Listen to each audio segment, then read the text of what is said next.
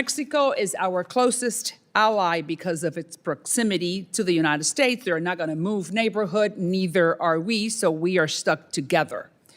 For over 200 years, our relationship has been marked by friction, cooperation, sometimes love, and sometimes not so much love.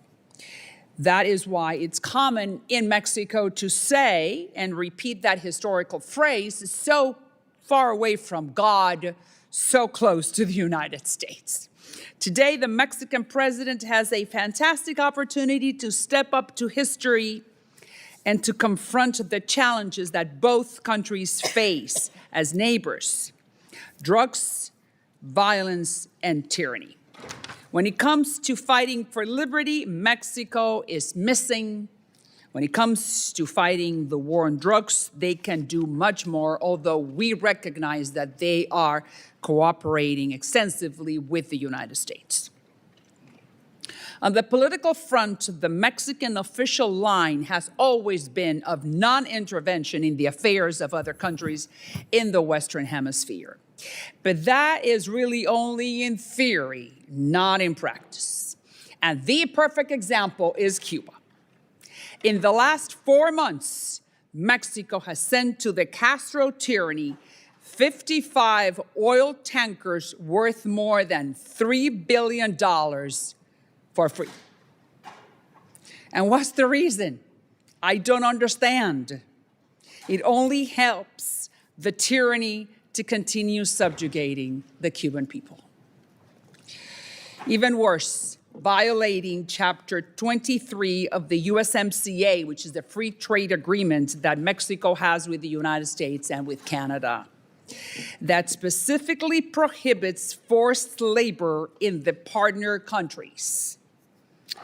Mexico has accepted more than 3,000 Cuban doctors in exchange for over $100 million paid directly to the Cuban regime, not to the doctor themselves. That is pure and simple slavery.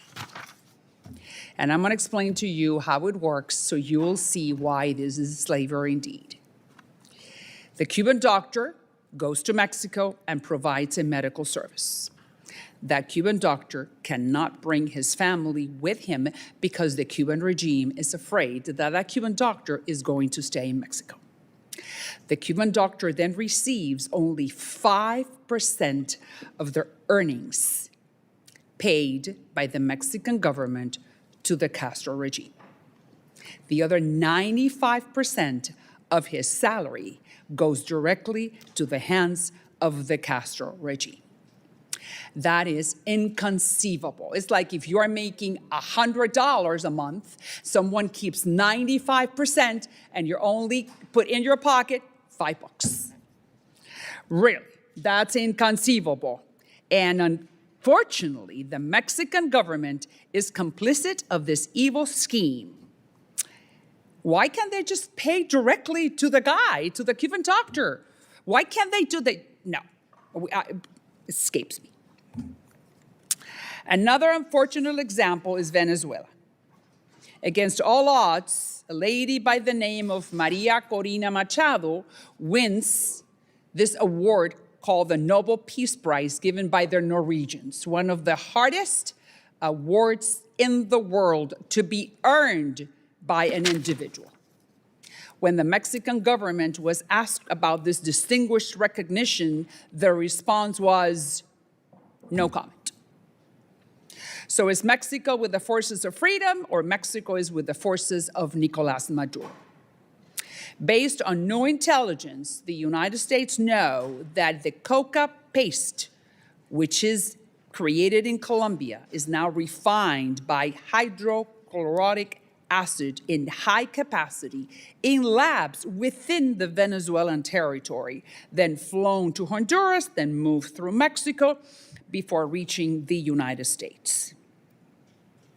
It is also fair to say that the State Department has confirmed and repeatedly has thanked the Sheinbaum administration for that cooperation that Mexico is giving us at this hour in the drug trafficking war.